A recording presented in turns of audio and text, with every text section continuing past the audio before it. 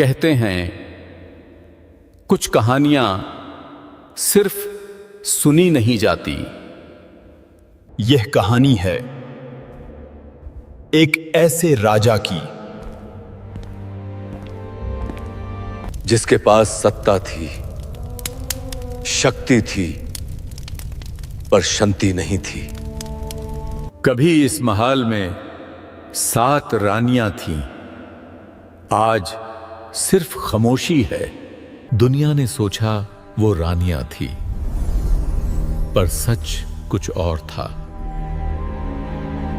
जब वो गुण छूते गए, राजा गुस्से में, घमंड में, और फिर टूट गया। ध्यान से सुनना, क्योंकि ये कहानी शायद आपकी है।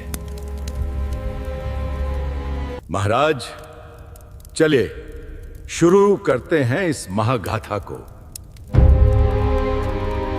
इस कहानी को सुनिए उस अंदाज में जहां अकेला व्यक्ति हर बार खुद से जीत जाता है।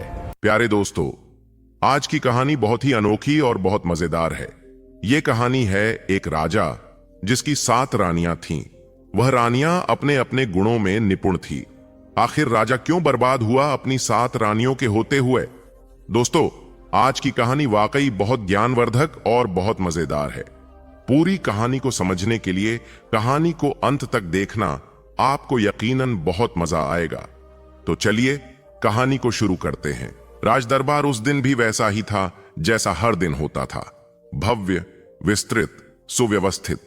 ऊंचे स्तंभ जिन पर समय की धूल जमी थी, दियों की पीली लौ में और भी पुराने दिखाई दे रहे थे। संगमरमर की ठंडी जमीन पर पगचाप ऐसे टिके थे जैसे उन्हें भी बोलने की अनुमति न हो। सिंहासन के ठीक मध्य में राजा बैठा था। उसके वस्त्र भारी थे, मुकुट चमकता हुआ, पर उसकी दृष्टि कहीं भीतर अटकी हुई थी। ऐसा लगता था जैसे यह दरबार उसके चारों ओर नहीं बल्कि उसके भीतर लगा हो। राज्य उसके अधीन था, सीमाएं सुरक्षित थीं, कोष भरा हुआ था। 7 रानियां थीं, हर एक अपने अपने रूप और स्वभाव में पूर्ण। फिर भी उस विशाल सभागृह में एक रिक्तता तैर रही थी, जिसे न सोना भर पा रहा था, न संगीत, न प्रशंसा। यह रिक्तता किसी स्थान की नहीं थी, यह मन की थी। वह बहुत कम बोलता था, उसके शब्द कम थे, पर उसका मौन भारी, और उसी मौन के भीतर स्मृतियां बार बार सिर उठाती थीं, जैसे कोई अधूरी कथा स्वयं को दोहराने आई हो। उसका जीवन यहां से शुरू नहीं हुआ था, बहुत पीछे, बहुत साधारण जगह से। वह समय जब कोई सिंहासन नहीं था, कोई पहचान नहीं थी, कोई छाया तक स्थिर नहीं थी। एक छोटा सा घर था, कच्ची दीवारों वाला, जिसकी छत हर बरसात में भरोसा खो देती थी। उस घर में एक बालक रहता था जिसकी आंखें उम्र से पहले गंभीर हो चुकी थीं। उसके हाथों में खिलौने नहीं थे, उन हाथों में काम की रेखाएं जल्दी उभर आई थीं।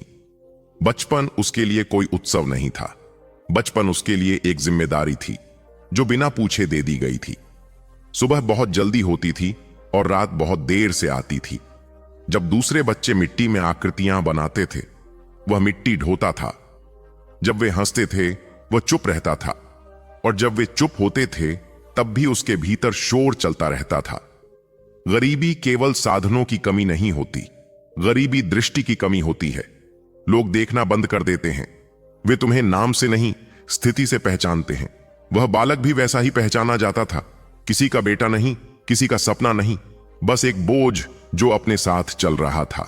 अपमान धीरे धीरे आता है, पहले संकेत देता है, फिर आदत बन जाता है। शब्द ऐसे बोले जाते थे जैसे वे सामान्य हों, पर वे भीतर गहरे उतर जाते थे। कभी किसी ने कहा कि इससे कुछ नहीं होगा, कभी किसी ने हंसकर टाल दिया, कभी किसी ने दया दिखाई जो सबसे कठोर होती है। दया में बराबरी नहीं होती। अकेलापन तब शुरू नहीं होता जब कोई साथ न हो। अकेलापन तब शुरू होता है जब बहुत लोग हों पर कोई अपना न हो। उस बालक ने यही सीखा, भीड़ में खड़े होकर भी अकेले रहना, आवाजों के बीच चुप रहना, और धीरे धीरे उस चुप्पी को अपना बनाना। रातें सबसे कठिन होती थीं, दिन तो किसी तरह कट जाते थे। रात में प्रश्न उठते थे, क्यों मैं, क्यों मेरा जीवन ऐसा है? क्या कोई उत्तर है या बस यही क्रम है? आकाश की ओर देखकर वह अक्सर सोचता था कि क्या ऊपर भी कोई देख रहा है या वहां भी वही चुप्पी है। समय किसी को नहीं रुकने देता। वही समय उस बालक को आगे बढ़ाता रहा। ठोकरें मिली, गिरावट आई, पर हर गिरावट के बाद वह उठा। उठना कोई वीरता नहीं थी, मजबूरी थी, क्योंकि रुकने का विकल्प उसके पास कभी था ही नहीं। उसी संघर्ष के बीच उसके जीवन में एक विचित्र सत्य आकार लेने लगा। वह समझने लगा कि बाहरी परिस्थितियां बदलना कठिन है, पर भीतर की दिशा बदली जा सकती है। वहीं से पहली बार यह विचार जन्मा कि राज करना केवल सिंहासन पर बैठने का नाम नहीं होता। राज करना स्वयं पर नियंत्रण रखने का अभ्यास होता है। राज कर लेना आसान होता है, पर खुद पर राज्य करना कठिन। वह बालक धीरे धीरे युवक हुआ। शरीर मजबूत हुआ, पर मन उससे भी अधिक। उसने सहना सीखा, प्रतीक्षा करना सीखा, और सबसे महत्वपूर्ण, अकेले निर्णय लेना सीखा। क्योंकि जब कोई साथ नहीं होता, तब निर्णय भी अकेले ही लेने पड़ते हैं। जीवन उसे अलग अलग रास्तों से ले गया। कुछ रास्ते सीधे थे, कुछ टेढ़े।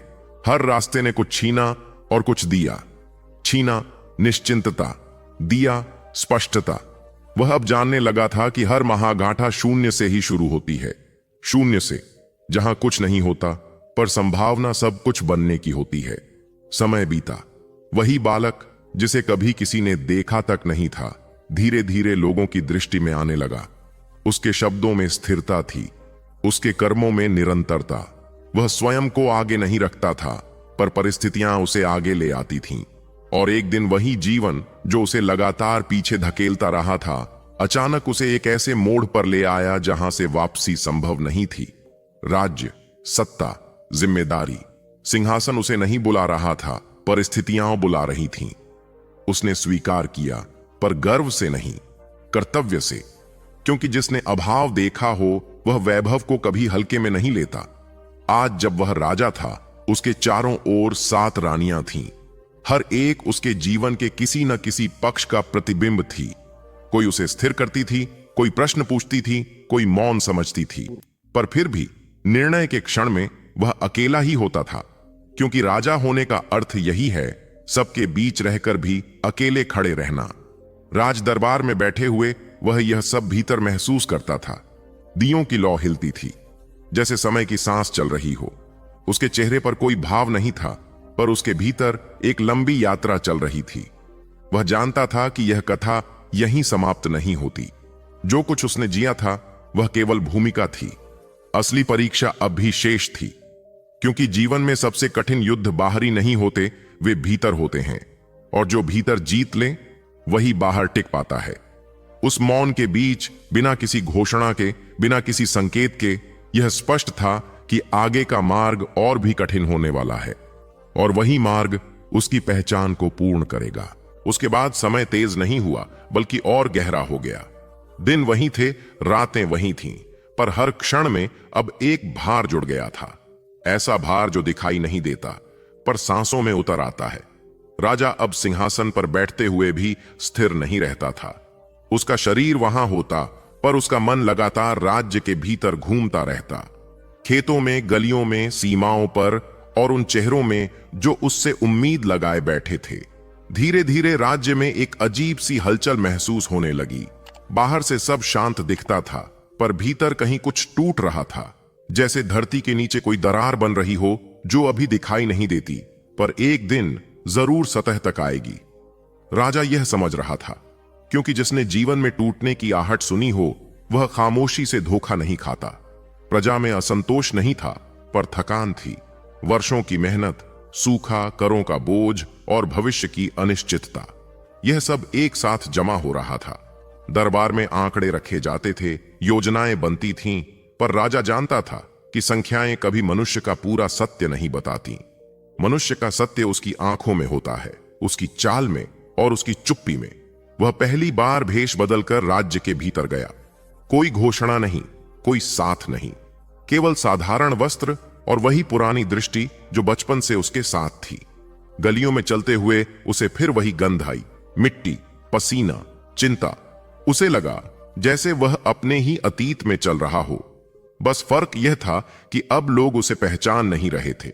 कुछ लोग उसे देखकर भी नहीं देखते थे, कुछ उसे देखकर रुकते थे, पर फिर अपने काम में लग जाते थे। और कुछ ऐसे भी थे जो उसे देखकर बोल उठते थे, राजा कैसा है? सुना है वह अलग है, सुना है वह कठोर नहीं, सुना है वह सोचता बहुत है। राजा उन बातों को सुनता रहा बिना उत्तर दिए, क्योंकि कुछ प्रश्नों का उत्तर शब्द नहीं देते, वे केवल समय देता है। उसी यात्रा में उसने जाना कि राज्य केवल सीमाओं से नहीं बनता, वह भरोसे से बनता है। और भरोसा धीरे धीरे बनता है, पर टूट बहुत जल्दी जाता है। उसे यह भी समझ आया कि हर सही निर्णय का परिणाम तुरंत नहीं आता। कई बार सही निर्णय सबसे पहले संदेह पैदा करता है। महल लौटकर वह पहले से अधिक मौन हो गया।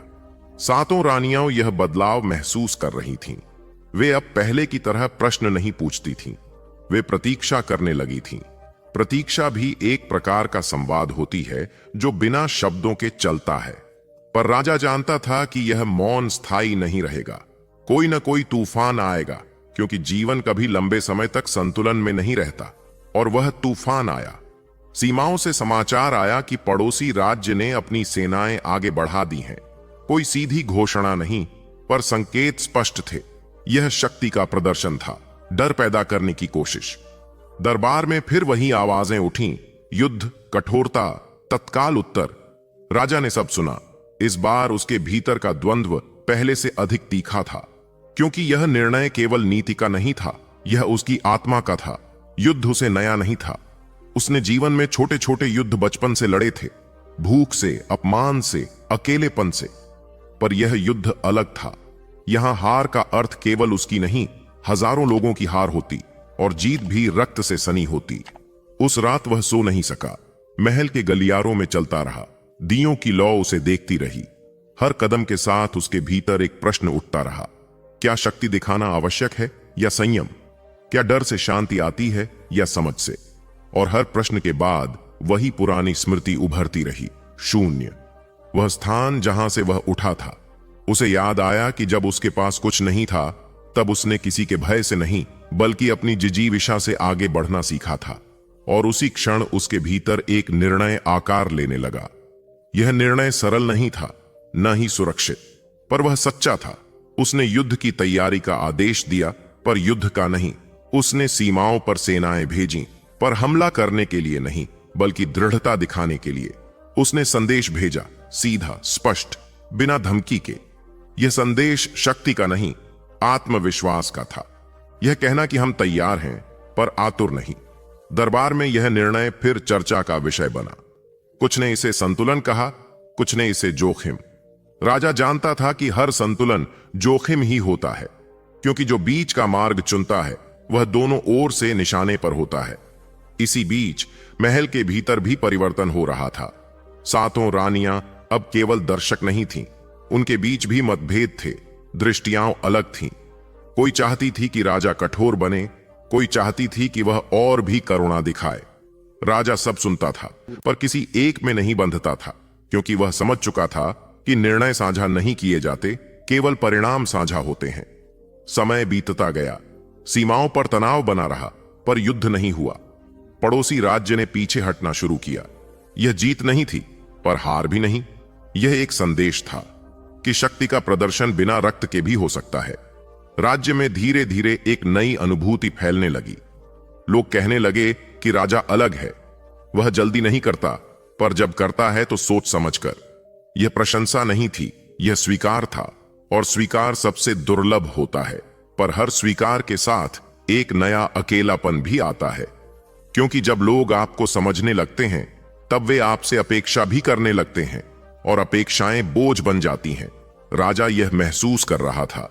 पहले वह अकेला था क्योंकि कोई उसका नहीं था, अब वह अकेला था क्योंकि सब उससे जुड़े थे। एक शाम जब आकाश में बादल घिर आए थे, वह फिर उसी स्थान पर खड़ा था जहां से पूरा राज्य दिखाई देता था। हवा तेज थी, बादल भारी। उसे लगा जैसे यह दृश्य उसके भीतर के तूफान का प्रतिबिंब है। उसने आंखें बंद कीं, पहली बार नहीं, पर इस बार गहराई से। महल के आंगन में पक्षी थे, पर उनकी चहचहाहट में उत्सव नहीं था। दिए बुझ चुके थे, पर उनकी गंध अब भी हवा में तैर रही थी।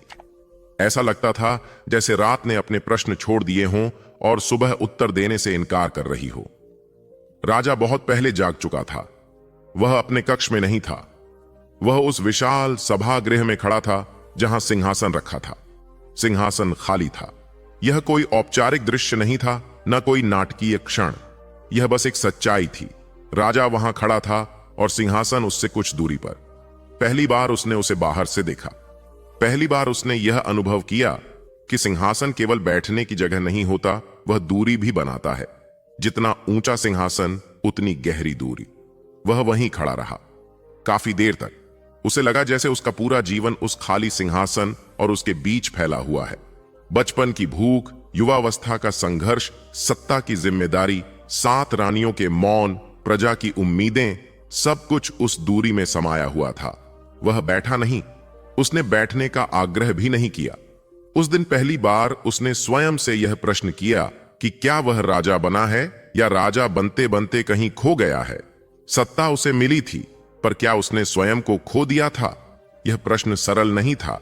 यह प्रश्न किसी उत्तर की मांग नहीं कर रहा था, यह केवल स्वीकार चाहता था। उसने महल छोड़ दिया।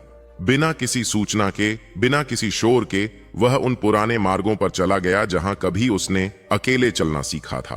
वही पत्थर, वही रास्ते, वही मोड़। फर्क सिर्फ इतना था कि अब उसके कदम भारी थे, अनुभव से भारी। राज्य उसे पहचानता था, पर वह राज्य को फिर से पहचानना चाहता था। वह उन स्थानों पर गया जहां कभी निर्णयों का प्रभाव पड़ता है, पर निर्णय लेने वाले नहीं जाते। खेत, कुएं, पुराने मंदिर, टूटी हुई दीवारें। वहां कोई उसका स्वागत नहीं कर रहा था, और यही उसे सबसे अधिक सुकून दे रहा था। वहां उसे लोग मिले, कुछ ने उसे पहचाना, कुछ ने नहीं। जो नहीं पहचानते थे वे अधिक सहज थे। वे अपने दुहक, अपने डर, अपने छोटे छोटे संघर्ष सहजता से कह देते थे। जो पहचानते थे वे रुक जाते थे, झुक जाते थे, शब्द सोचकर बोलते थे। राजा समझने लगा कि पहचान भी एक पर्दा होती है जो सच्चाई को ढक देती है। उसी यात्रा में उसने जाना कि राज्य की सबसे बड़ी कमजोरी बाहरी शत्रु नहीं होते, वे भीतर की थकान होती है। वह थकान जो धीरे धीरे मनुष्य को उदासीन बना देती है, और उदासीनता किसी भी विद्रोह से अधिक खतरनाक होती है। महल लौटने पर वातावरण बदला हुआ था। 7 रानियां उसे देख रही थीं, पर कोई आगे नहीं आई। वे समझ चुकी थीं कि यह लौटना वैसा नहीं है जैसा पहले हुआ करता था। यह लौटना भीतर से बदला हुआ था। पहली बार राजा ने उन्हें एक साथ देखा, न रानियों की तरह, न प्रतीकों की तरह, बल्कि मनुष्यों की तरह। हर एक अपने अपने मौन में कुछ छुपाए हुए। कोई भय, कोई अपेक्षा, कोई शिकायत, कोई समर्पण। उस दिन कोई संवाद नहीं हुआ, केवल दृष्टियां मिलीं और कुछ दृष्टियां झुक गईं। रात आई, गहरी, स्थिर।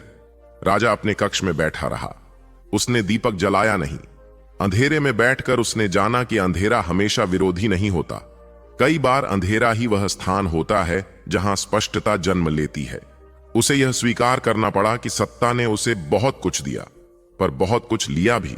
उसने रिश्तों को साधन की तरह देखा, समय को संसाधन की तरह, और स्वयं को एक भूमिका की तरह। यह स्वीकार आसान नहीं था, पर यही स्वीकार उसे आगे ले जाने वाला था। उसी रात उसने एक निर्णय लिया। यह निर्णय किसी आदेश में नहीं बदला गया। यह निर्णय किसी घोषणा का हिस्सा नहीं बना। यह केवल उसके भीतर दर्ज हुआ।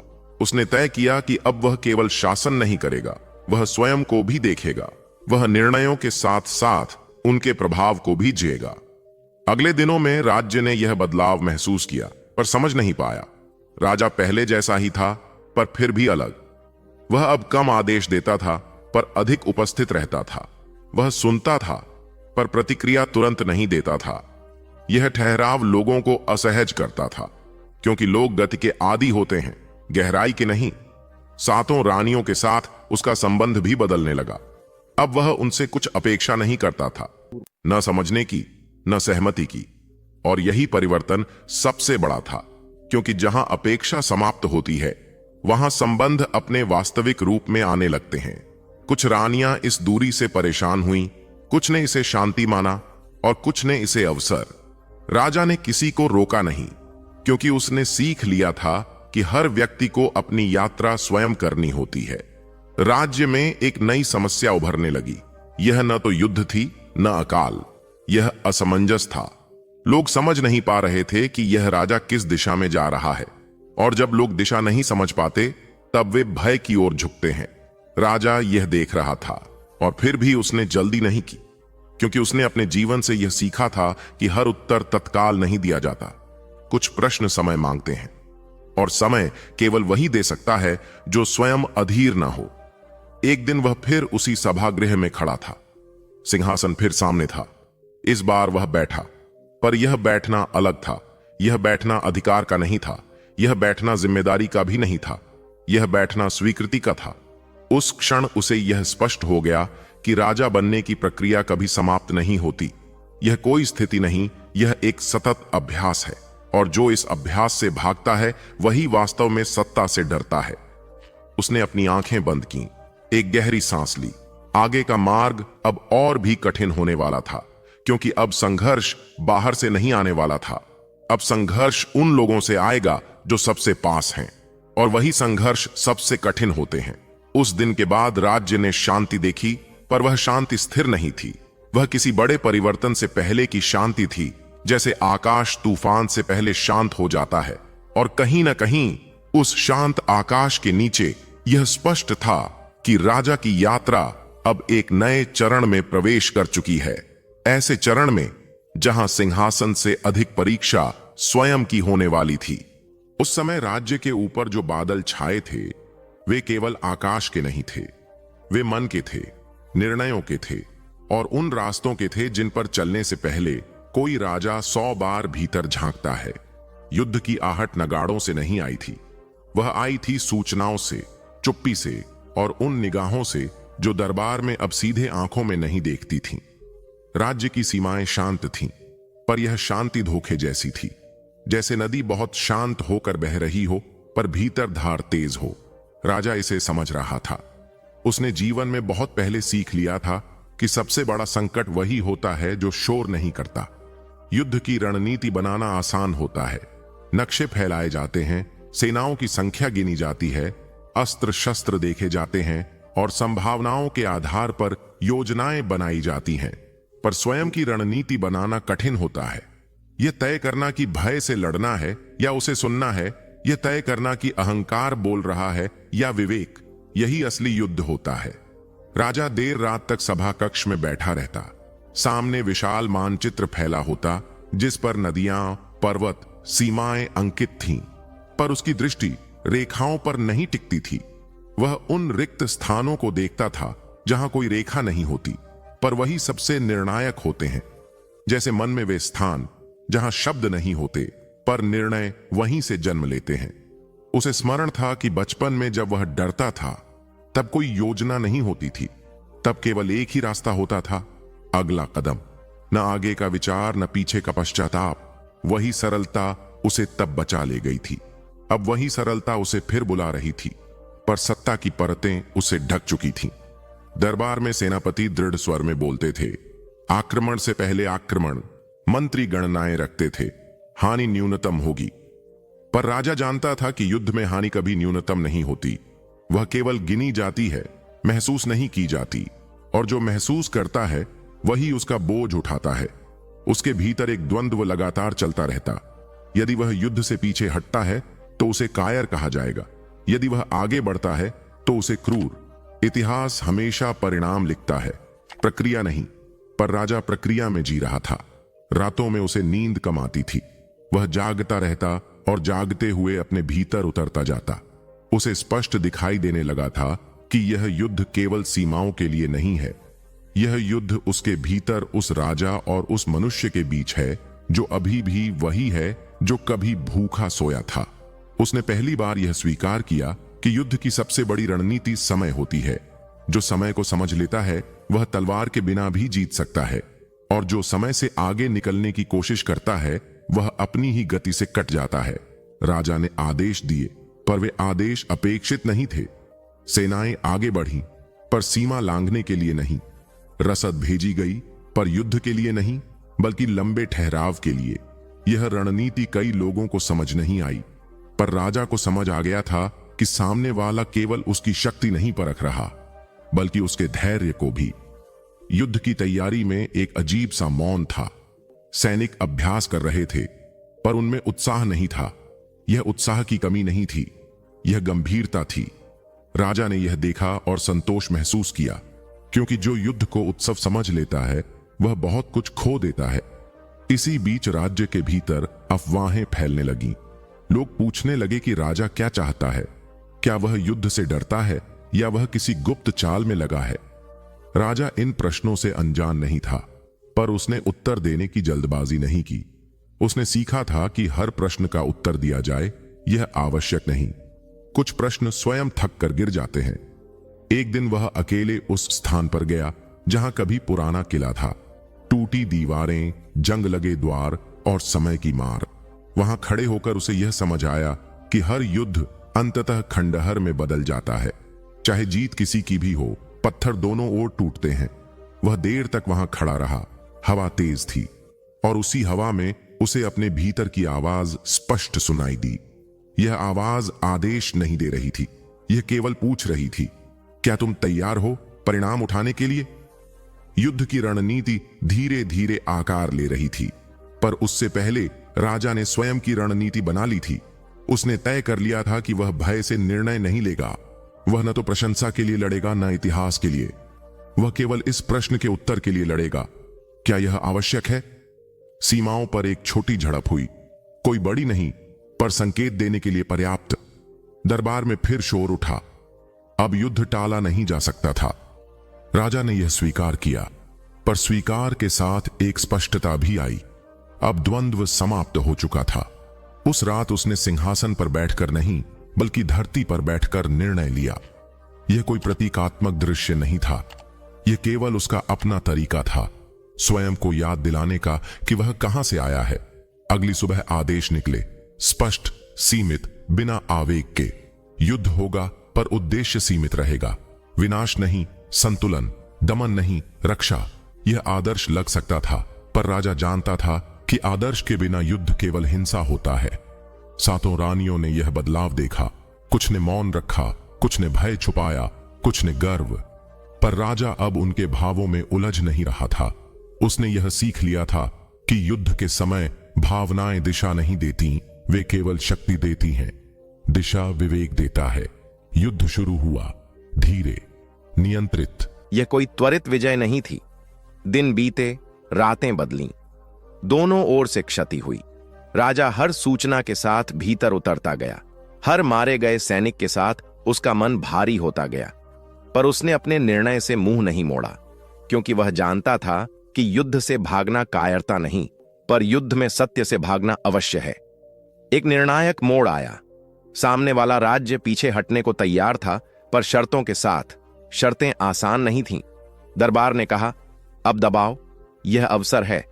राजा ने फिर वही प्रश्न अपने भीतर रखा, क्या यह आवश्यक है? और यहीं, इस बिंदु पर सिंहासन से अधिक परीक्षा उसकी स्वयं की हुई।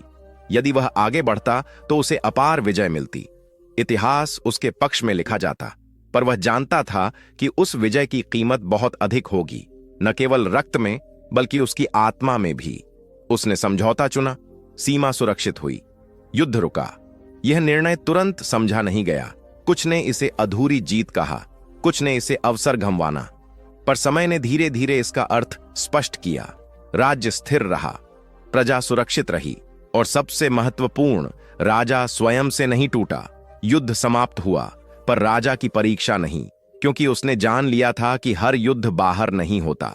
कुछ युद्ध ऐसे होते हैं जिनमें जीत का अर्थ है खुद को खोने से बचा लेना। जब वह उस रात अकेला खड़ा था, आकाश साफ था। कोई बादल नहीं, कोई शोर नहीं, केवल एक शांत आकाश और एक थका हुआ राजा। उसने पहली बार बिना बोझ के सांस ली। वह जानता था कि आगे भी संघर्ष आएंगे, राज्य के, रिश्तों के, स्वयं के। पर अब उसके पास एक स्पष्टता थी, और वही स्पष्टता उसकी सबसे बड़ी रणनीति बन चुकी थी। क्योंकि उसने समझ लिया था, युद्ध की रणनीति तलवार से बनती है, पर जीवन की रणनीति स्वयं से। उस समय वह केवल चल रहा था। न किसी लक्ष्य की घोषणा थी, न किसी दिशा का गर्व।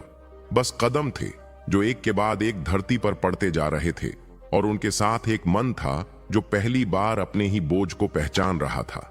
गांव पीछे छूट चुका था, पर गांव की आवाजें अभी भीतर गूंज रही थीं। लोगों के शब्द, निगाहें, वे अधूरे वाक्य जो कभी पूरे नहीं हुए थे, वे सब उसके साथ चल रहे थे। युवावस्था ऐसे ही आती है। शरीर आगे बढ़ता है, और अतीत पीछे से पकड़कर चलता है।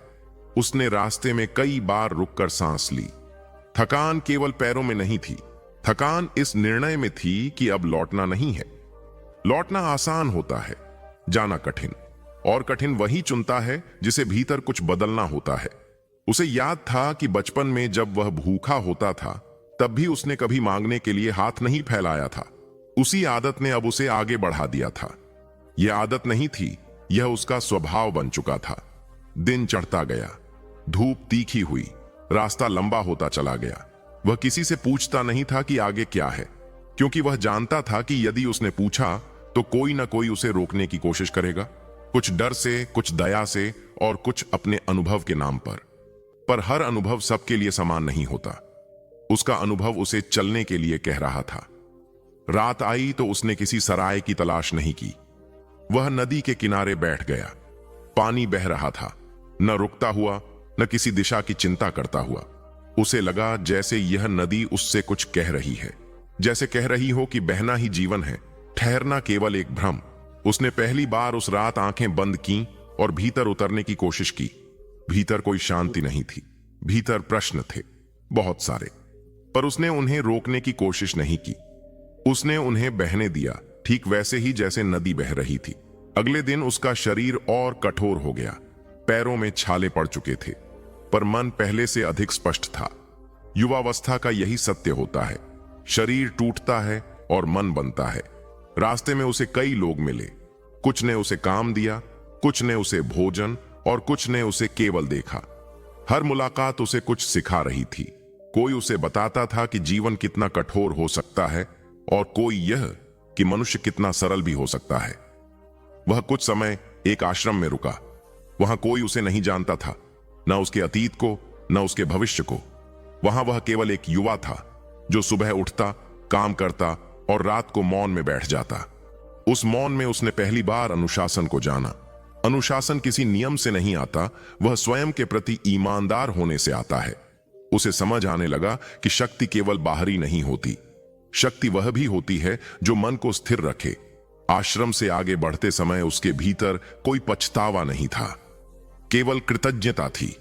उसने जाना कि हर ठहराव स्थायी नहीं होता, कुछ ठहराव केवल दिशा बदलने के लिए होते हैं। आगे का मार्ग और कठिन था, जंगल, पहाड़, अनजान रास्ते, पर अब वह पहले जैसा नहीं था। अब उसके कदमों में एक स्थिरता थी। वह गिरता था, पर गिरकर टूटता नहीं था, क्योंकि उसने यह स्वीकार कर लिया था कि गिरना यात्रा का हिस्सा है। युवावस्था के उन वर्षों में उसने तलवार भी उठाई और मौन भी साधा। उसने श्रम भी किया और विचार भी। उसने देखा कि बल बिना विवेक के अंधा होता है और विवेक बिना बल के असहाय। धीरे धीरे उसके भीतर दोनों का संतुलन बनने लगा। वह किसी गुरु का शिष्य नहीं बना, पर हर परिस्थिति उसकी गुरु बन गई। हर अपमान, हर हार, हर अकेली रात, सब कुछ उसे गढ़ता चला गया। कई बार उसे लगा कि वह खो गया है, कई बार यह भी लगा कि वह सही रास्ते पर है, पर अब वह इन भावों से विचलित नहीं होता था, क्योंकि उसने यह सीख लिया था कि मार्ग की पुष्टि बाहर से नहीं आती, वह भीतर से आती है। और भीतर की आवाज अब पहले से अधिक शांत थी। समय के साथ उसकी पहचान बदलने लगी। लोग उसे सुनने लगे। वह बोलता कम था, पर जब बोलता था तो उसके शब्दों में अनुभव की गहराई होती थी। वह किसी को प्रभावित करने के लिए नहीं बोलता था, वह इसलिए बोलता था क्योंकि भीतर कुछ स्थिर हो चुका था। यही वह अवस्था थी जहां से राजा बनने की यात्रा वास्तव में शुरू होती है, सिंहासन से नहीं, स्वयं से। उस युवावस्था के अंत तक वह यह समझ चुका था कि सत्ता कोई लक्ष्य नहीं होती, सत्ता एक परिणाम होती है, और परिणाम वही पाता है जो प्रक्रिया से नहीं भागता। वह अभी राजा नहीं था, पर उसके भीतर वह आधार बन चुका था जिस पर राजा खड़ा रह सकता है। और यही उस यात्रा की सबसे बड़ी उपलब्धि थी। उसने एक बार आकाश की ओर देखा और पहली बार उसे उत्तर की आवश्यकता नहीं लगी। वह वहीं से आगे बढ़ा जहां कहानी थमी थी, बिना रुके, बिना यह सोचे कि अब इसे क्या नाम दिया जाए। आकाश की ओर देखने के बाद उसने कोई प्रार्थना नहीं की थी, कोई वचन नहीं लिया था, उसने केवल चलना जारी रखा था। अब उसके कदमों में युवावस्था की अस्थिरता नहीं थी, पर जीवन ने उसे विश्राम भी नहीं दिया था। जैसे ही मन में स्पष्टता आई, वैसे ही मार्ग कठोर होता चला गया। यह कठोरता दंड नहीं थी, यह चयन था। उसे अब हल्का नहीं बनना था, उसे गहरा बनना था। उसने श्रम को अपना पहला शिक्षक बनाया। दिन निकलने से पहले उठना, शरीर को चलाना, हाथों को थकाना, पसीने को गिरते हुए देखना, यह सब किसी प्रदर्शन के लिए नहीं था। यह स्वयं को तोड़ने की प्रक्रिया थी, ताकि भीतर जो कमजोरियां थीं, वे स्वयं गिर जाएं। वह जान चुका था कि जो व्यक्ति अपने शरीर से भागता है, वह किसी भी युद्ध में टिक नहीं सकता। इसलिए उसने शरीर को साधा, पत्थरों को उठाया, नदी की धार के विरुद्ध चला, पर्वतों पर चढ़ा। हर सांस के साथ वह अपने भीतर के आलस्य को पीछे छोड़ता गया। रातें कठिन थीं, अकेली, लंबी। अग्नि के सामने बैठकर वह मौन में उतरता था। वहां कोई मंत्र नहीं थे, कोई विधि नहीं थी, केवल स्वयं से सामना था। थकान जब असहनीय होती थी, तब मन भागने को कहता था। तब वही पुराना बालक सामने आ जाता था, जो कभी भूख से डरता था, अपमान से सिकुड़ जाता था। अब वह उससे भागता नहीं था, अब वह उसे देखता था, और देखना ही तपस्या का सबसे कठोर रूप होता है। समय बीतता गया, महीने, वर्ष। लोग आते थे, जाते थे। कुछ ने उसे सनकी कहा, कुछ ने योद्धा, कुछ ने साधक। वह किसी नाम से नहीं जुड़ा, क्योंकि वह जानता था कि नाम ठहराव लाते हैं, और उसे अभी ठहरना नहीं था। उसके भीतर एक स्थिरता जन्म ले रही थी, पर वह स्थिरता जड़ नहीं थी। वह ऐसी स्थिरता थी जो आघात सह सके। इसी समय उसने युद्ध को समझना शुरू किया। तलवार उठाना उसने पहले भी देखा था, पर अब उसने यह जानना चाहा कि तलवार कब उठानी है और कब नहीं। उसने शस्त्र चलाना सीखा, पर उससे अधिक उसने प्रतीक्षा करना सीखा। उसने जाना कि सबसे बड़ा योद्धा वही नहीं होता जो सबसे तेज वार करता है, बल्कि वह होता है जो सही क्षण की प्रतीक्षा कर सके। पहला युद्ध अचानक नहीं आया, वह धीरे धीरे जीवन में उतरा। एक क्षेत्र में अराजकता थी, छोटे छोटे संघर्ष, लूट, भय। कोई राजा वहां नहीं पहुंचता था, क्योंकि वहां कोई वैभव नहीं था। वही स्थान उसे खींच ले गया। वह वहां किसी सेना के साथ नहीं गया, वह अकेला गया। उसने लोगों के बीच रहकर देखा कि भय कैसे फैलता है, कैसे एक अफवाह 100 तलवारों से अधिक घातक होती है। उसने वहीं जाना कि युद्ध केवल रणभूमि में नहीं होता, युद्ध मन में भी होता है। जब वास्तविक संघर्ष आया, वह तैयार था, पर तैयारी का अर्थ उत्साह नहीं था, तैयारी का अर्थ स्वीकार था। पहली बार उसने किसी के सामने शस्त्र उठाया, हाथ कांपे नहीं, मन उत्तेजित नहीं हुआ, वह शांत था। यह शांति क्रूर नहीं थी, यह स्पष्ट थी। वार हुआ, प्रत्यावर्तन हुआ, रक्त गिरा। उस रक्त को देखकर उसे घृणा नहीं हुई, पर गर्व भी नहीं हुआ, क्योंकि वह जानता था कि यह क्षण विजय का नहीं, उत्तरदायित्व का है। युद्ध लंबे नहीं थे, पर गहरे थे। हर संघर्ष उसके भीतर कुछ बदल देता था। वह अधिक कठोर नहीं हो रहा था, वह अधिक सजग हो रहा था। हर बार जब वह किसी को पराजित करता, वह स्वयं से पूछता, क्या यह आवश्यक था? और यदि उत्तर नहीं होता, तो वह अगले युद्ध के लिए और अधिक सावधान हो जाता। धीरे धीरे उसका नाम फैलने लगा। बिना उसने चाहा, बिना उसने रोका, लोग उसके पास आने लगे, सुरक्षा के लिए, मार्गदर्शन के लिए, नेतृत्व के लिए। और यहीं उसकी सबसे बड़ी परीक्षा शुरू हुई, क्योंकि तलवार उठाना आसान होता है, पर लोगों की अपेक्षाएं उठाना कठिन। उसने देखा कि लोग उसमें अपना समाधान देखने लगे हैं, और उसने वहीं स्वयं को रोका। उसने यह स्पष्ट किया कि वह किसी का उद्धार करता नहीं है, वह केवल साथ चल सकता है। इसी तपस्या, इसी श्रम और इन्हीं युद्धों के बीच उसका स्वरूप बदलता गया। वह अब केवल एक योद्धा नहीं था, वह एक केंद्र बन रहा था, जहां लोग आकर स्थिर हो जाते थे। यह स्थिरता आदेश से नहीं आती थी, यह उसकी उपस्थिति से आती थी। और यही वह क्षण था जहां से राजा बनने की यात्रा वास्तव में निकट आने लगी। पर उसने स्वयं को याद दिलाया कि राजा बनना लक्ष्य नहीं है, राजा बनना परिणाम है। और परिणाम उसी को मिलता है जिसने श्रम से समझौता नहीं किया हो, तपस्या से भागा न हो, और युद्ध के बाद भी मनुष्य बने रहने का साहस रखा हो। वह समय जब लोग उसे अडिग समझने लगे थे, वही समय उसके भीतर सबसे अधिक दरारें पैदा कर रहा था। बाहर से उसका स्वर स्थिर था, उसके निर्णय स्पष्ट थे, उसकी उपस्थिति में लोग स्वयं को सुरक्षित मानने लगे थे। पर भीतर, बहुत भीतर, एक ऐसा राजा बैठा था जो पहली बार अपनी ही गलतियों को पहचानने लगा था। यह पहचान अचानक नहीं आई, यह किसी एक निर्णय का परिणाम नहीं थी। यह धीरे धीरे जमा हुई थी, जैसे वर्षा की बूंदें पत्थर पर गिरकर उसे बदल देती हैं। उसने पहली गलती तब की जब उसने मान लिया कि अनुभव ही पर्याप्त है। युवावस्था की तपस्या, संघर्ष और युद्धों ने उसे आत्मविश्वास दिया था। वही आत्मविश्वास धीरे धीरे एक भ्रम बन गया। उसे लगा कि वह लोगों से अधिक देख सकता है, अधिक समझ सकता है, और जब कोई यह मान ले कि वह अधिक समझता है, वहीं से सीख रुक जाती है। उसने कई बार सलाह सुनी, पर भीतर से उसे पूरा स्वीकार नहीं किया। वह सुनता था, पर पहले से तय दिशा में ही चलता था। यह अहंकार नहीं था, पर यह विनम्रता की कमी अवश्य थी। राज्य में एक निर्णय ऐसा आया जहां उसने शीघ्रता की। परिस्थितियां जटिल थीं, समय कम था और दबाव अधिक। उसने सोचा कि देर करने से भ्रम फैलेगा। उसने आदेश दिया, आदेश का पालन हुआ, व्यवस्था बनी। पर उसके बाद जो मौन आया वह सामान्य नहीं था। लोग शांत थे, पर आंखों में प्रश्न थे। उसने पहली बार यह देखा कि सही निर्णय भी यदि सही समय और सही संवाद के बिना लिया जाए तो वह भीतर चोट कर सकता है। यह उसकी पहली बड़ी सीख बनी कि निर्णय केवल सही होना पर्याप्त नहीं, उसका बोझ उठाने की तैयारी भी लोगों में होनी चाहिए। दूसरी गलती उसने तब की जब उसने स्वयं को अनिवार्य समझ लिया। उसे लगने लगा कि यदि वह न हो तो व्यवस्था डगमगा जाएगी। यह भावना बाहर से जिम्मेदारी जैसी लगती है, पर भीतर से यह नियंत्रण की इच्छा होती है। उसने काम बांटना कम कर दिया, हर छोटी बड़ी बात में हस्तक्षेप करने लगा। लोग उस पर निर्भर होने लगे और निर्भरता धीरे धीरे कमजोरी बन जाती है। जब उसने एक बार अस्वस्थ होकर कुछ समय के लिए स्वयं को अलग किया, तब उसे पहली बार यह एहसास हुआ कि राज्य उसके बिना भी चल सकता है। यह एहसास पीड़ादायक था, पर मुक्तिदायक भी। उसने सीखा कि नेतृत्व का अर्थ केंद्र बनना नहीं, बल्कि केंद्र बनाना होता है। तीसरी गलती उसके संबंधों में थी। 7 रानियां थीं, पर वह मान बैठा था कि उनका मौन सहमति है।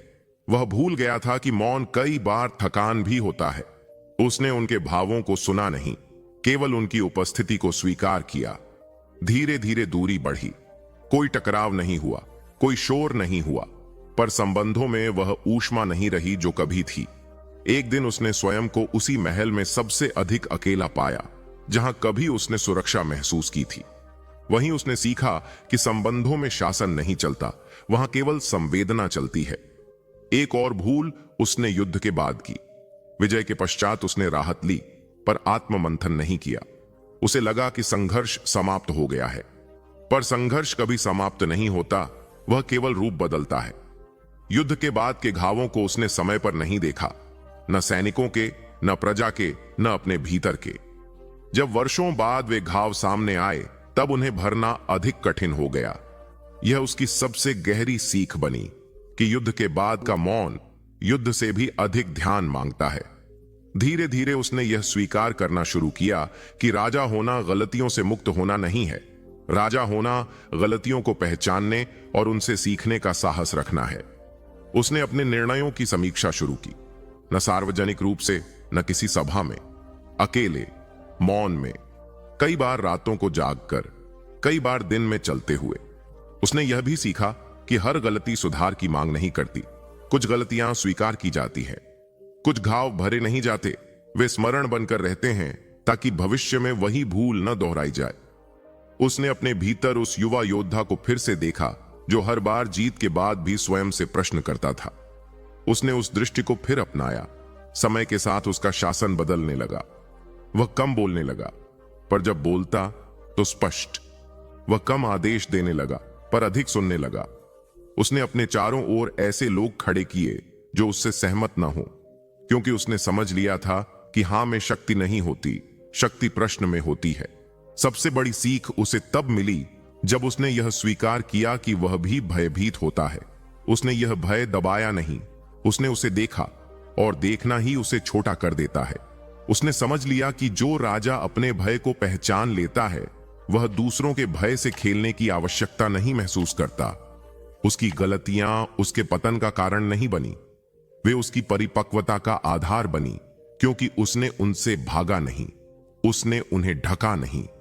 उसने उन्हें अपने भीतर स्थान दिया, और यही वह स्थान था जहां से एक अलग प्रकार का राजा जन्म लेता है, जो अचूक नहीं पर सजग होता है।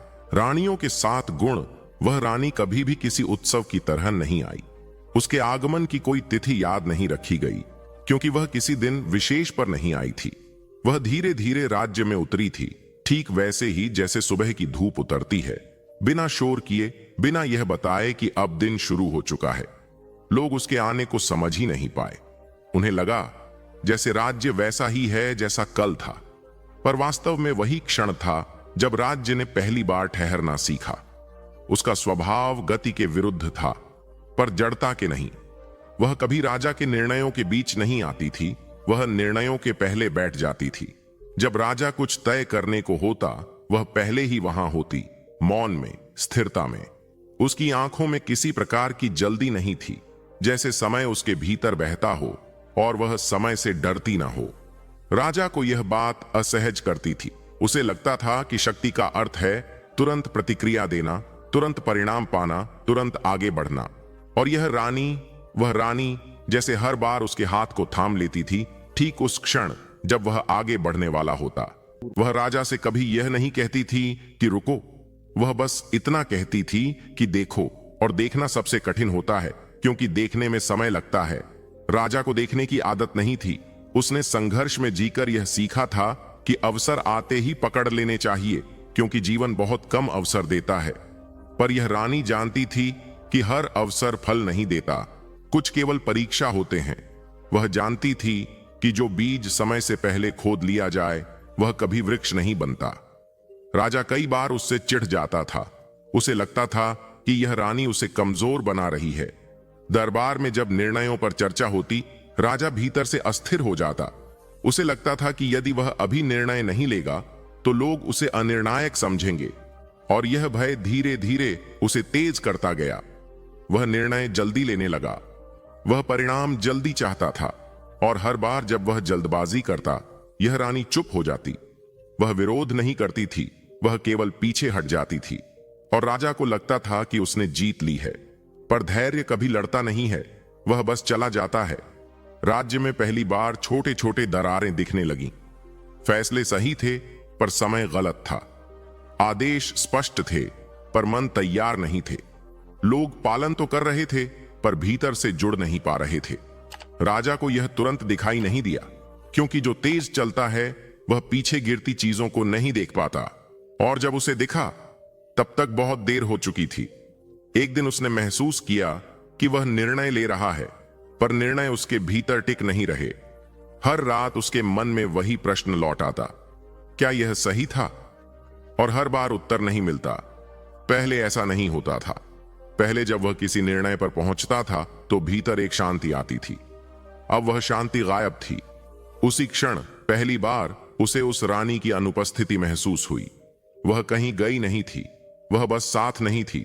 धैर्य कभी दरवाजा बंद करके नहीं जाता, वह बस इंतजार करना छोड़ देता है। राजा ने तब जाना कि धैर्य का स्वभाव किसी को रोकना नहीं होता, उसका स्वभाव होता है साथ देना, पर केवल तब तक जब तक सामने वाला स्वयं को सुनना चाहता है। जैसे ही मनुष्य केवल अपनी आवाज सुनने लगता है, धैर्य चुप हो जाता है, और जब धैर्य चुप हो जाए तब समय बोलना शुरू करता है, और समय कभी कोमल नहीं होता। राजा ने बहुत बाद में यह समझा कि धैर्य कोई विलास नहीं था, वह सुरक्षा था। वह दूरी थी जो गिरने से पहले चेतावनी देती है, और जब वह दूरी समाप्त हो जाती है तब गिरना निश्चित हो जाता है। रानी प्रथम का स्वभाव यही था, बिना कुछ छीने केवल समय देना। और राजा, जिसने समय को जीतने की कोशिश की, उसी ने सबसे पहले समय को खो दिया। वह गई नहीं थी।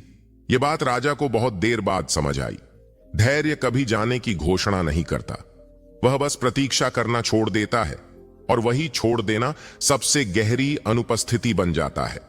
राजा अब भी निर्णय ले रहा था, आदेश दे रहा था, राज्य चल रहा था, पर हर काम में एक अजीब सी खुरदुराहट आ गई थी। पहले जो बातें स्वाभाविक रूप से घट जाती थीं, अब उन्हें जोर से आगे बढ़ाना पड़ता था। लोगों की आंखों में वह ठहराव नहीं रहा था जो कभी भरोसे की तरह झलकता था। वे सुनते थे, पर भीतर से नहीं। वे मानते थे, पर जुड़ते नहीं थे। राजा इसे अनुशासन की कमी समझता रहा, पर वास्तव में यह धैर्य की अनुपस्थिति थी। धैर्य का स्वभाव यह नहीं होता कि वह काम कर दे, उसका स्वभाव यह होता है कि वह काम को अपने समय पर होने दे। राजा को अब हर सुबह जल्दबाजी में शुरू होने लगी। उसे लगता था कि यदि वह एक क्षण भी रुका तो राज्य फिसल जाएगा। यह भय उसे लगातार आगे धकेलता रहा, और भय जब मार्गदर्शक बन जाए तो विवेक धीरे धीरे पीछे छूट जाता है। पहले राजा निर्णय से पहले ठहरता था, अब वह निर्णय के बाद सोचता था, और यही अंतर धीरे धीरे भारी पड़ने लगा। रानी धैर्य की उपस्थिति में राजा का मन स्थिर रहता था। वह राजा को यह एहसास दिलाती थी कि सब कुछ अभी होना आवश्यक नहीं है। कुछ बातों को पकने दिया जाता है, कुछ विचारों को अपने भीतर बैठने दिया जाता है। पर अब राजा के भीतर यह स्थान खाली हो चुका था, और खाली स्थान या तो समझ से भरता है या अधीरता से। राजा के भीतर अधीरता भरती चली गई। कभी कभी रात में वह महल के उसी गलियारे से गुजरता जहां वह रानी अक्सर बिना बोले उसके साथ चला करती थी। वह न आगे रहती थी न पीछे, बस साथ। अब गलियारा वहीं था, दिए वहीं थे, पर उस साथ का अभाव साफ दिखता था। राजा वहां रुकता था, जैसे किसी को ढूंढ रहा हो, फिर स्वयं से ही आगे बढ़ जाता था, क्योंकि धैर्य को पुकारा नहीं जाता, उसे जिया जाता है। राजा ने एक दिन महसूस किया कि उसके निर्णयों में कठोरता बढ़ गई है। पहले वह परिणाम के साथ मनुष्य को देखता था, अब वह केवल परिणाम देखता था। यह परिवर्तन अचानक नहीं हुआ था, यह धीरे धीरे आया था, ठीक वैसे ही जैसे धैर्य धीरे धीरे जाता है। राजा को यह भी समझ नहीं आया कि यह परिवर्तन कब हुआ। उसे बस इतना लगा कि लोग अब पहले जैसे नहीं रहे। वह यह नहीं देख पाया कि पहले जैसा न रहने वाला वह स्वयं था। धैर्य का स्वभाव राजा को यह सिखाता है कि हर विरोध शत्रुता नहीं होता, हर प्रश्न चुनौती नहीं होता। पर अब राजा हर प्रश्न को अपनी सत्ता पर आघात समझने लगा। वह तुरंत उत्तर देने लगा, वह स्पष्टीकरण देने लगा, और जहां स्पष्टीकरण शुरू होता है वहां भरोसा धीरे धीरे समाप्त होने लगता है। रानी धैर्य होती तो वह राजा को रोकती नहीं, बस इतना कहती, कुछ प्रश्नों को अपने आप शांत हो जाने दो। राज्य में एक निर्णय ऐसा आया जो समय मांगता था। परिस्थितियां जटिल थीं, कोई स्पष्ट मार्ग नहीं था। पहले राजा ऐसे समय में रुकता था, सुनता था, प्रतीक्षा करता था। अब उसने शीघ्र निर्णय लिया। निर्णय पूरी तरह गलत नहीं था, पर अधूरा था, और अधूरे निर्णय सबसे अधिक नुकसान करते हैं, क्योंकि वे सही भी लगते हैं और गलत भी। प्रजा भ्रमित हुई, दरबार अस्थिर हुआ, और राजा पहली बार स्वयं से असहज हुआ। उस रात उसने देर तक सोने की कोशिश की, पर नींद नहीं आई। उसके भीतर एक प्रश्न बार बार लौट रहा था, पहले ऐसा क्यों नहीं होता था? वह अपने अतीत में गया, अपने निर्णयों को देखा, अपने मन की चाल को समझने की कोशिश की, और पहली बार उसने यह स्वीकार किया कि वह तेज हो गया है। वह आगे निकलना चाहता है, वह परिणाम को पकड़ लेना चाहता है। और यहीं से उसे उस रानी की याद आई जिसने कभी उसे तेज होने नहीं दिया था, पर आगे बढ़ने से भी नहीं रोका था। धैर्य का स्वभाव यही होता है, वह न रोकता है न धकेलता है, वह केवल संतुलन बनाता है। राजा ने सोचा कि शायद वह रानी लौट आएगी, शायद यदि वह कुछ समय तक ठहर जाए तो वह फिर से साथ चलने लगेगी। पर धैर्य लौट कर नहीं आता, वह तभी होता है जब मन स्वयं उसे स्थान दे। राजा ने कुछ दिन ठहरने की कोशिश की, उसने कुछ निर्णय टाले, पर यह ठहराव स्वाभाविक नहीं था, यह प्रयास था। और धैर्य प्रयास से नहीं आता, वह स्वीकृति से आता है। धीरे धीरे राजा ने यह समझ लिया कि धैर्य उसके जीवन का वह गुण था जिसने उसे बचपन में टूटने से रोका, युवा अवस्था में भटकने से रोका, और सत्ता में आकर गिरने से रोका। और जब वही गुण साथ नहीं रहता, तब मनुष्य हर मोड़ पर स्वयं को दोहराने लगता है। वही गलतियां, वही जल्दबाजी, वही अस्थिरता, बस रूप बदल जाता है। रानी धैर्य का जाना किसी विद्रोह की तरह नहीं था, वह किसी युद्ध की तरह नहीं था, वह बस एक धीमी सी दूरी थी जो समय के साथ बढ़ती चली गई। और राजा, जो कभी समय को समझता था, अब समय से लड़ने लगा था। यही उसकी सबसे बड़ी हार थी, क्योंकि समय से लड़ने वाला अंततः स्वयं से हारता है। और धैर्य, जो कभी उसके साथ बैठकर उसे यह सिखाता था कि हर उत्तर आज नहीं मिलता, अब केवल स्मृति बन चुका था।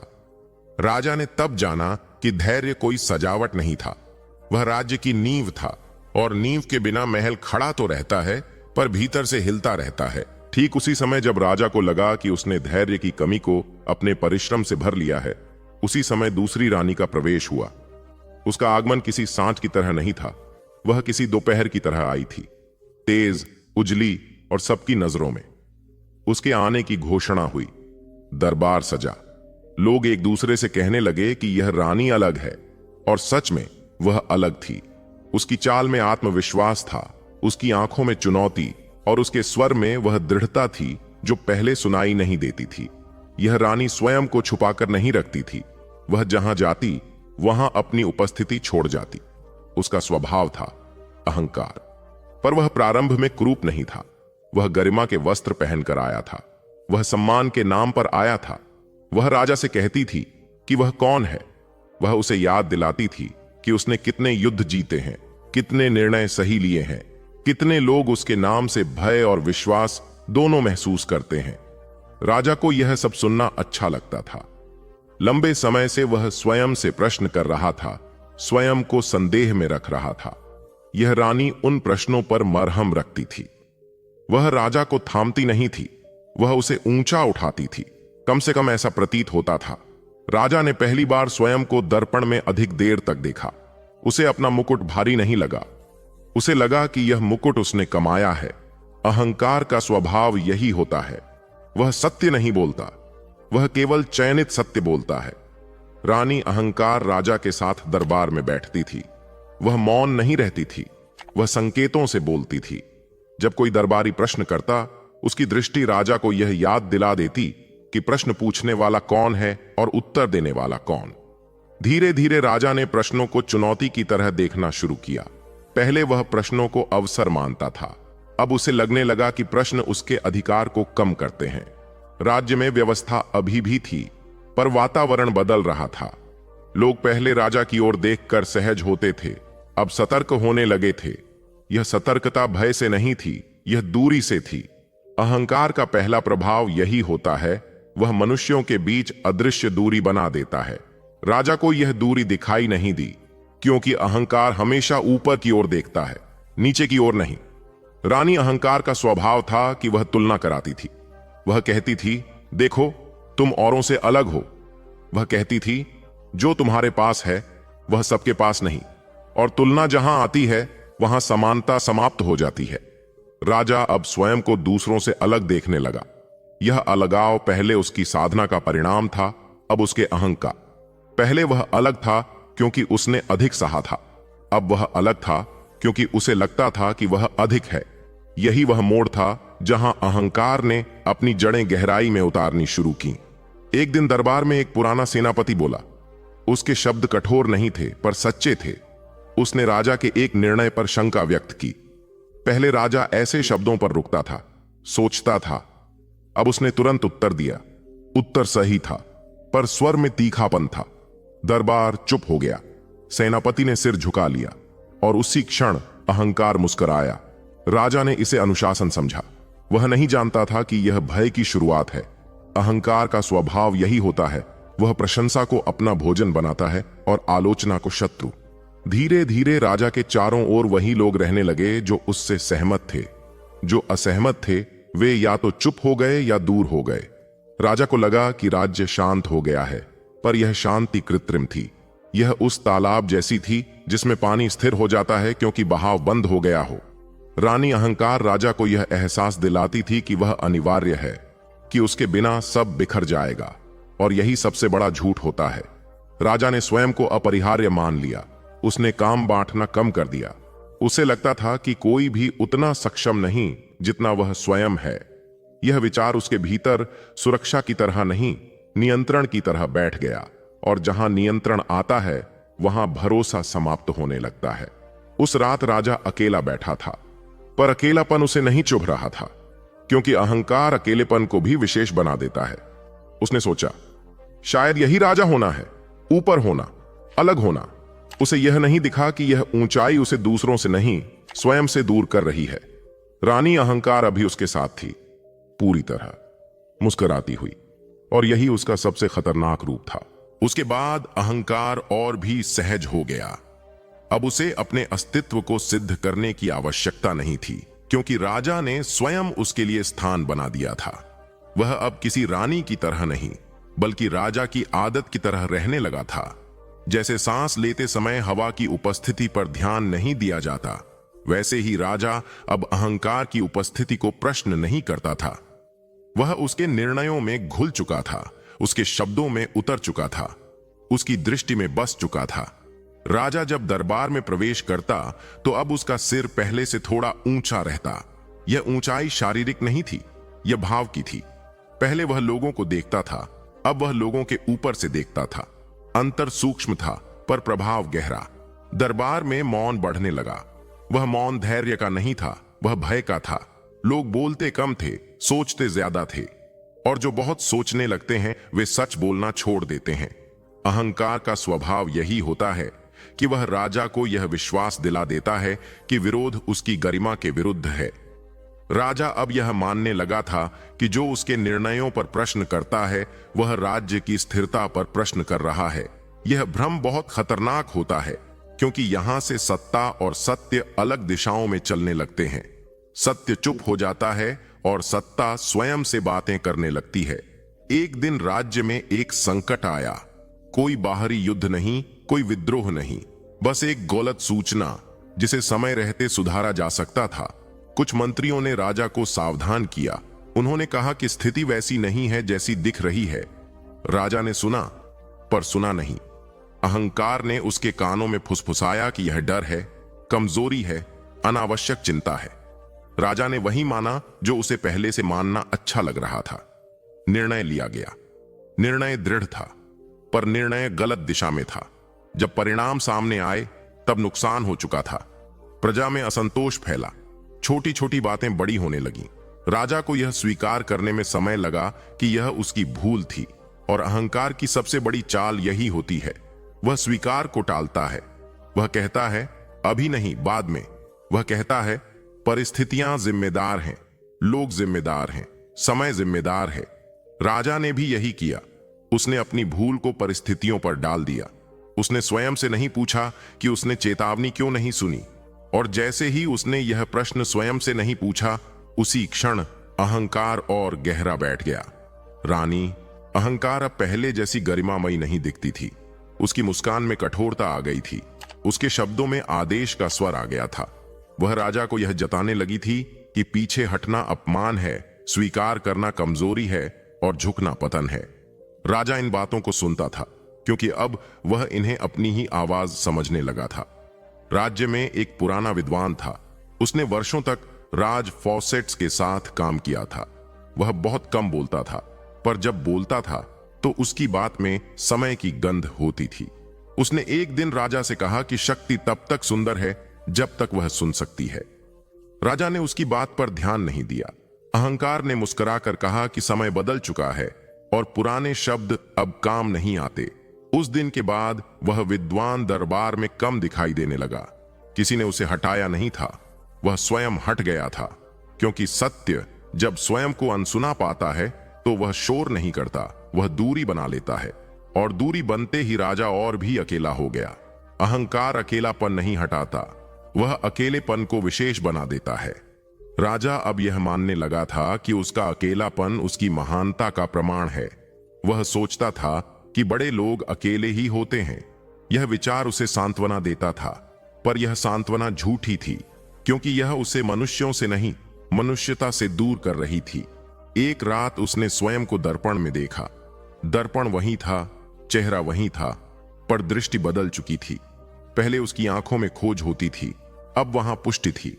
वह स्वयं को देख रहा था, पर स्वयं को परख नहीं रहा था। और जहां परख समाप्त होती है वहीं पतन शुरू होता है। राजा ने पहली बार महसूस किया कि लोग उससे डरने लगे हैं। पहले वे सम्मान करते थे। डर और सम्मान में बहुत पतला अंतर होता है, पर परिणाम बहुत अलग होते हैं। सम्मान मन से आता है, डर विवशता से। अहंकार को डर अच्छा लगता है, क्योंकि डर प्रश्न नहीं पूछता, और राजा अब प्रश्नों से थक चुका था। धीरे धीरे अहंकार का बोझ भारी होने लगा। वह राजा को विश्राम नहीं देता था। उसे हर समय सिद्ध करना पड़ता था कि वह सही है। हर निर्णय एक युद्ध बन गया था, दूसरों से नहीं, स्वयं से। और यह युद्ध थकाने वाला होता है। राजा रातों को जागने लगा, उसका मन अशांत रहने लगा, पर अहंकार ने इसे भी विशेष बना दिया।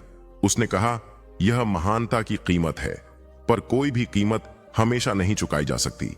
एक दिन राजा ने एक आदेश वापस लिया, छोटा सा आदेश। परिस्थितियां बदल गई थीं। यह सामान्य बात थी। पहले राजा ऐसा करता था और कोई बात नहीं होती थी, पर अब दरबार चकित रह गया। लोगों को लगा कि राजा डगमगा गया है, क्योंकि अहंकार ने पहले ही यह वातावरण बना दिया था कि राजा कभी गलत नहीं होता, और जब वह गलत नहीं होता तो सुधार भी नहीं कर सकता। राजा ने उस दिन भीतर कुछ टूटते हुए महसूस किया। अहंकार पहली बार उससे असहज हुआ, क्योंकि अहंकार सुधार को सहन नहीं करता। उस रात रानी अहंकार पहली बार चुप रही। उसने राजा को सलाह नहीं दी, उसने उसे ऊंचा नहीं उठाया, उसने उसे दर्पण नहीं दिखाया। वह बस बैठी रही, स्थिर, ठंडी। और उसी चुप्पी में राजा ने पहली बार महसूस किया कि यह रानी उसे सहारा नहीं दे रही, वह उसे बांध रही है। अगले दिनों में राजा ने कुछ और छोटे निर्णय बदले। उसने कुछ लोगों को फिर से सुना, उसने कुछ पुरानी आवाजों को लौटने दिया, और हर बार जब वह ऐसा करता, अहंकार और पीछे हटता गया। यह पीछे हटना शोर के साथ नहीं हुआ, यह किसी विदाई की तरह नहीं था, यह बस एक दूरी थी जो बढ़ती चली गई। रानी अहंकार ने कभी विदा नहीं ली, वह बस प्रभावहीन हो गई। और जब अहंकार प्रभावहीन होता है तब वह टिक नहीं पाता, क्योंकि उसका अस्तित्व ही प्रभाव पर टिका होता है। एक सुबह राजा ने महसूस किया कि वह निर्णय लेते समय स्वयं को हल्का महसूस कर रहा है। यह हल्कापन सुखद था, पर अजीब भी, जैसे कोई बोझ उतर गया हो जिसकी आदत पड़ चुकी थी। उस दिन राजा ने जाना कि अहंकार ने उसे ऊंचा नहीं उठाया था, उसने उसे अकेला किया था, और उस अकेलेपन से बाहर निकलना ही उसकी सबसे बड़ी जीत थी। रानी अहंकार अब महल में नहीं थी, न किसी कक्ष में, न किसी स्मृति में। वह बस एक अनुभव बन चुकी थी, एक चेतावनी, एक सीख। और उसी सीख के साथ राजा ने पहली बार यह समझा कि शक्ति तब तक ही शक्ति है जब तक वह झुकना जानती है। उसके बाद वह केवल भार बन जाती है। अब आता है तीसरी रानी का स्वभाव। रानी का स्वभाव बलिदान है।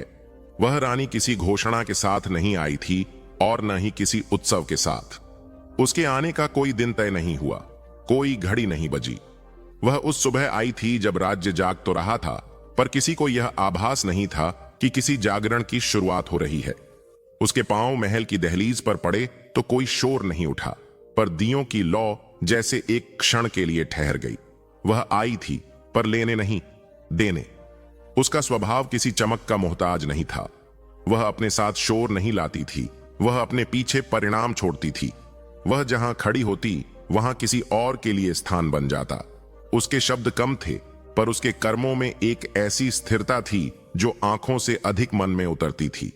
राजा ने पहली बार उसे देखा तो उसे लगा जैसे उसने किसी को देखा नहीं, किसी प्रक्रिया को महसूस किया है। ऐसी प्रक्रिया जो बिना बताए चलती है और बिना नाम लिए पूरी हो जाती है। राजा उस समय अपने शिखर पर था। उसके चारों ओर व्यवस्था थी और व्यवस्था के भीतर उसकी इच्छा चलती थी। वह देने का आदी था, आदेश, दान, सुरक्षा। उसे लगता था कि देना उसकी शक्ति का प्रमाण है। और तभी वह रानी आई जिसने उसे दिखाया कि देने का अर्थ कुछ छोड़ना भी होता है। यह बात राजा को पहले समझ नहीं आई। उसे लगा कि वह रानी अत्यधिक सरल है, कि उसका झुकाव लोगों की ओर अधिक है, कि वह निर्णयों में कठोरता नहीं लाती। पर वह रानी निर्णयों को नहीं बदलती थी, वह निर्णयों की कीमत स्वयं चुकाती थी। उसके दिन ऐसे थे कि कोई उन्हें गिन नहीं सकता था। वह सुबह उठती, पर यह किसी को पता नहीं चलता था। वह रात को सोती, पर किसी को यह मालूम नहीं होता था कि उसने कितनी देर तक जागकर किसी और के हिस्से का बोझ उठाया है। वह राजा के सामने खड़ी होकर कभी यह नहीं कहती थी कि उसने क्या छोड़ा है। वह बस इतना कहती थी, यह हो जाना चाहिए। और जब वह यह कहती थी, तब वह स्वयं पीछे हट जाती थी, जैसे उस वाक्य के बाद उसका काम पूरा हो गया हो। राजा ने उसके साथ पहला संघर्ष तब महसूस किया जब उसने देखा कि रानी ने राज्य के कोष से नहीं, अपने हिस्से से देना शुरू किया है। उसने अपनी सुविधाएं कम की, अपने अधिकारों को सीमित किया अपने समय को बांटा। राजा को यह अनावश्यक लगा। उसे लगा कि यह रानी स्वयं को कमजोर कर रही है। उसने उससे कहा कि राज्य की भलाई के लिए राजा का मजबूत होना आवश्यक है और मजबूत होने के लिए संसाधन चाहिए। रानी ने उत्तर नहीं दिया। उसने बस अगले दिन अपना निजी आभूषण उतार दिया और उसे राज्य के भंडार में रख दिया। कोई घोषणा नहीं, कोई प्रशंसा नहीं। यही वह क्षण था जब राजा पहली बार असहज हुआ। उसे लगा कि यह बलिदान उसके अधिकार को चुनौती दे रहा है, क्योंकि जो चुपचाप देता है वह तुलना पैदा करता है और तुलना सत्ता को अस्थिर करती है। राजा ने अपने भीतर एक हल्की सी चुभन महसूस की। यह रानी उसके समान क्यों नहीं देती? क्यों वह स्वयं को आगे नहीं रखती? क्यों वह उसके नाम से नहीं देती? पर रानी के स्वभाव में नाम नहीं था, उसके स्वभाव में परिणाम था। राज्य में धीरे धीरे बदलाव दिखने लगे। लोग पहले राजा से सहायता मांगते थे, अब वे पहले स्वयं प्रयास करने लगे, क्योंकि उन्होंने देखा कि किसी ने उनके लिए चुपचाप कुछ छोड़ा है। यह दृश्यात्मक नहीं था, यह संक्रामक था। बलिदान का स्वभाव यही होता है, वह आदेश नहीं देता, वह प्रेरणा बनता है। राजा ने इसे देखा पर समझ नहीं पाया। उसे लगा कि नियंत्रण ढीला पड़ रहा है। उसे लगा कि राज्य उसकी पकड़ से फिसल रहा है और यहीं से उसका संघर्ष उस रानी से गहरा होने लगा। उसने रानी से कहा कि बलिदान की भी सीमा होती है, कि हर छोड़ना बुद्धिमानी नहीं होता, कि कभी कभी देना कमजोरी की तरह देखा जाता है। रानी ने उसकी बात सुनी और पहली बार बोली। उसने कहा कि बलिदान कमजोरी नहीं है, पर उसका दिखावा अवश्य कमजोरी बन जाता है। राजा इस उत्तर से संतुष्ट नहीं हुआ, क्योंकि यह उत्तर उसके अहं को नहीं, उसके विवेक को संबोधित था, और विवेक से बात करना हमेशा कठिन होता है। रानी का स्वभाव यह नहीं था कि वह टकराए। वह धीरे धीरे हटने लगी। वह निर्णयों में कम दिखाई देने लगी, पर उसके हटने से जो रिक्तता बनी वह किसी आदेश से नहीं भरी जा सकी।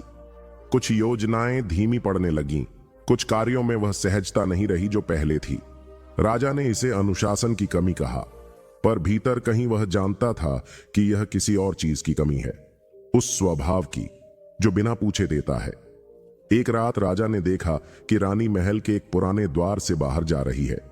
न कोई सामान, न कोई शोर। उसने उसे रोका नहीं, उसने उसे पुकारा भी नहीं, क्योंकि वह अब भी यह मान रहा था कि बलिदान लौट आएगा, कि जो देने का स्वभाव रखता है वह हमेशा देता रहेगा। उसे यह समझ नहीं था कि बलिदान भी तभी टिकता है जब उसकी गरिमा सुरक्षित रहे। रानी के जाने के बाद राजा ने पहली बार वह अनुभव किया जिसे कोई नाम नहीं दिया जाता। यह अपराध बोध नहीं था, यह पछतावा भी नहीं था, यह बस एक खालीपन था जो किसी वस्तु के न होने से नहीं, किसी मूल्य के हट जाने से पैदा होता है। उसने देखा कि अब उसे हर देने से पहले सोचना पड़ता है, कितना, कब, क्यों। पहले यह सोच रानी अपने भीतर कर लेती थी और राजा को केवल परिणाम मिलता था। उस रात राजा देर तक जागा। उसने अपने निर्णयों को देखा, अपने दानों को देखा और पहली बार यह प्रश्न किया कि उसने कभी कुछ बिना नाम के दिया है या नहीं।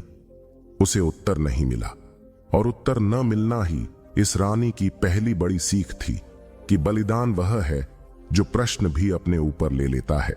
तीसरी रानी के जाने के बाद कोई शून्य दिखाई नहीं देता था। दिए वैसे ही जलते थे, पहरे वैसे ही बदलते थे, दरबार वैसे ही लगता था। पर जिन जगहों पर पहले बिना पूछे काम हो जाया करता था, अब वहां प्रश्न खड़े होने लगे थे। छोटे नहीं, बड़े नहीं, बस ऐसे प्रश्न जिनका उत्तर देने के लिए किसी नियम पुस्तक में कुछ नहीं लिखा होता। राजा ने इसे अव्यवस्था समझा। उसने सोचा कि शायद यह अस्थाई है, शायद यह बस एक आदत का टूटना है जो समय के साथ फिर जुड़ जाएगा। पर बलिदान टूटकर नहीं जाता, वह बस लौटना बंद कर देता है। राजा को धीरे धीरे यह दिखने लगा कि अब हर सहायता के पीछे कोई गणना खड़ी है। पहले लोग देते थे, अब वे पूछते थे। पहले कोई आगे बढ़कर जिम्मेदारी उठा लेता था, अब हर कोई देखता था कि पहला कदम कौन रखेगा। यह कोई विद्रोह नहीं था, यह कोई असंतोष भी नहीं था, यह केवल प्रेरणा का अभाव था। और प्रेरणा के अभाव में व्यवस्था चल तो सकती है, पर जीवित नहीं रहती। तीसरी रानी का स्वभाव यही था कि वह प्रेरणा बन जाती थी। वह कभी किसी को आदेश नहीं देती थी, वह कभी मंच पर नहीं आती थी, वह किसी सभा में खड़ी होकर अपने त्याग की कथा नहीं सुनाती थी। उसका बलिदान उसके शब्दों से नहीं, उसके न दिखने से पहचाना जाता था। और अब जब वह दिखाई नहीं देती थी, तब उसका न दिखना सबसे अधिक बोल रहा था। राजा ने पहली बार अपने भीतर एक अलग तरह की थकान महसूस की। यह युद्ध की थकान नहीं थी, यह निर्णयों की थकान भी नहीं थी। यह वह थकान थी जो तब आती है जब हर काम स्वयं करना पड़े। पहले बहुत सी चीजें स्वयं घट जाती थीं। अब राजा को हर प्रक्रिया में हस्तक्षेप करना पड़ता था और यह हस्तक्षेप उसे भारी लगने लगा। उसने पहली बार यह स्वीकार किया कि वह सब कुछ अकेले नहीं उठा सकता, पर यह स्वीकार भीतर ही रहा। बाहर उसने कठोरता बनाए रखी। उसी समय राज्य में एक कठिन परिस्थिति आई। अकाल नहीं, युद्ध नहीं, बस एक लंबा समय जब संसाधन कम और आवश्यकताएं अधिक थीं। पहले ऐसी परिस्थितियों में कोई न कोई आगे बढ़कर अपने हिस्से का त्याग कर देता था। इस बार सब प्रतीक्षा कर रहे थे। राजा ने देखा कि लोग अब यह नहीं पूछते थे कि क्या करना चाहिए, वे यह पूछने लगे थे कि पहले कौन करेगा। और यही वह प्रश्न था जो तीसरी रानी के रहते कभी उठता ही नहीं था। राजा ने स्वयं आगे बढ़कर त्याग करने का प्रयास किया। उसने कुछ सुविधाएं छोड़ी, कुछ अधिकार कम किए, कुछ दान दिए, पर उसे तुरंत यह महसूस हुआ कि यह वही बलिदान नहीं है, क्योंकि यह दिख रहा था, क्योंकि यह राजा के नाम से हो रहा था, क्योंकि यह निर्णय की तरह था, स्वभाव की तरह नहीं। बलिदान जब स्वभाव न हो तो वह प्रेरणा नहीं बनता, वह केवल उदाहरण बनता है, और उदाहरण हमेशा सीमित होते हैं। राजा को यह स्वीकार करना पड़ा कि तीसरी रानी ने जो किया था वह उसने कभी सीखा ही नहीं। उसने युद्ध जीते थे, तपस्या की थी, निर्णय लिए थे, पर उसने कभी चुपचाप पीछे हटना नहीं सीखा था। उसने कभी अपना हिस्सा बिना बताए छोड़ना नहीं सीखा था। उसने हमेशा देने को शक्ति के रूप में देखा था, त्याग के रूप में नहीं। और यही उसकी सबसे बड़ी भूल थी। समय के साथ राजा ने यह भी देखा कि जिन लोगों ने कभी रानी के स्वभाव को नजदीक से देखा था, वे अब अलग तरह से व्यवहार कर रहे हैं। वे कम बोलते थे, पर जब बोलते थे तो उनके शब्दों में कोई शिकायत नहीं होती थी, बस एक मौन होता था जो प्रश्न नहीं करता था पर प्रतीक्षा करता था। यह प्रतीक्षा राजा को असहज करती थी, क्योंकि यह उस प्रतीक्षा जैसी नहीं थी जो आदेश की प्रतीक्षा हो। यह उस प्रतीक्षा जैसी थी जो मूल्य के लौटने की प्रतीक्षा हो। एक दिन राजा उस स्थान पर गया जहां रानी अक्सर बिना बताए चली जाती थी। वहां कोई स्मारक नहीं था, कोई चिन्ह नहीं था, बस एक साधारण सी जगह थी जहां से उसने कई बार अपने हिस्से की रोशनी हटाकर किसी और के लिए अंधेरा कम किया था। राजा वहां खड़ा रहा बहुत देर तक। पहली बार उसने यह समझा कि बलिदान कभी खालीपन नहीं छोड़ता, वह केवल आईना छोड़ता है। और उस आईने में राजा ने स्वयं को देखा, पूरा पर अधूरा। उस रात राजा ने कोई निर्णय नहीं लिया, उसने कोई आदेश नहीं दिया। उसने बस यह स्वीकार किया कि तीसरी रानी का स्वभाव उसके लिए सबसे कठिन था, क्योंकि उसमें कोई श्रेय नहीं था, उसमें कोई पहचान नहीं थी, उसमें केवल उत्तरदायित्व था। और उत्तरदायित्व वह चीज है जिसे हर कोई चाहता है, पर बहुत कम लोग उसे बिना नाम के उठाने को तैयार होते हैं। राजा ने यह भी समझा कि बलिदान का जाना किसी एक क्षण में नहीं हुआ था, वह धीरे धीरे गया था, ठीक वैसे ही जैसे धैर्य गया था, क्योंकि राजा ने उसे भी सुविधा समझ लिया था। उसे लगा था कि यह गुण हमेशा रहेगा। उसने यह नहीं सोचा था कि हर गुण सम्मान चाहता है, और जब सम्मान नहीं मिलता तो गुण चुपचाप विदा ले लेते हैं। तीसरी रानी की सीख किसी वाक्य में नहीं समाती, वह किसी आदेश में नहीं ढलती, वह केवल एक स्थिति बनाती है जहां राजा को स्वयं से पूछना पड़ता है कि वह कितना दे सकता है बिना बताए। तो चलिए दोस्तों, इस कहानी को यहीं पे समापन करते हैं। ये था राजा की 7 रानियों का भाग 1। दोस्तों, अगर आपको कहानी अच्छी लगी हो तो हमें कमेंट में ज़रूर बताएं और शेयर करना ना भूलें। दोस्तों, आपने इस भाग में देखा कि कैसे 7 रानियों ने एक राजा को सपोर्ट किया, उसके बाद भी राजा बर्बाद हो जाता है। तो दोस्तों, आज हम यहीं पे कहानी को समाप्त करते हैं। आपने कहानी को देखा कि तीसरी रानी का स्वभाव क्या था। अब हम आपके लिए जल्द ही लेके आएंगे चौथी रानी से और 7वीं रानी तक के सारे स्वभाव और राजा की बर्बादी के क्या कारण थे, राजा क्यों बर्बाद हुआ। तो चलिए दोस्तों, हमें आज्ञा दीजिए। मिलते हैं अगली किसी वीडियो में, तब तक के लिए धन्यवाद।